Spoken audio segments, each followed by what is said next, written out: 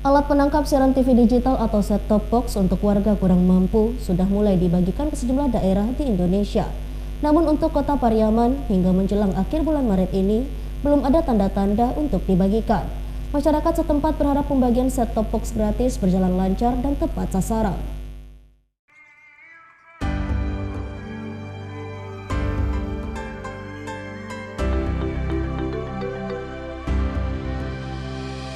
Kota Pariaman salah satu dari 166 kabupaten kota yang masuk tahap pertama program analog switch off atau ASO di Indonesia.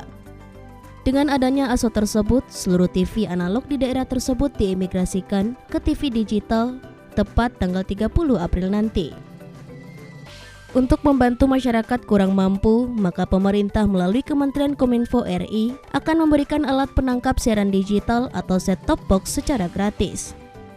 Dengan adanya pembagian set-top box gratis itu, Ketua LPM Desa Rawang, Kecamatan Pariaman Tengah, berharap pembagiannya bisa berjalan lancar dan tepat sasaran, sehingga tidak menimbulkan permasalahan nantinya. Pasalnya data jumlah kepala keluarga yang dapat set-top box gratis di Desa Rawang itu belum diketahui.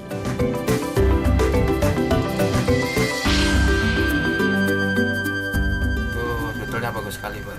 Cuman mungkin sistem pembagiannya yang perlu diatasi agar nanti tidak jadi timbul masalah baru.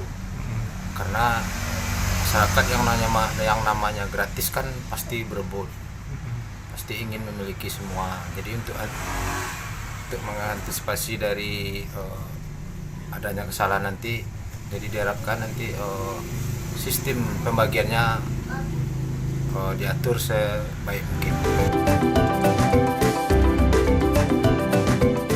Dari Pariaman, Sumatera Barat, Eka Gus Priyadi, iNews melaporkan.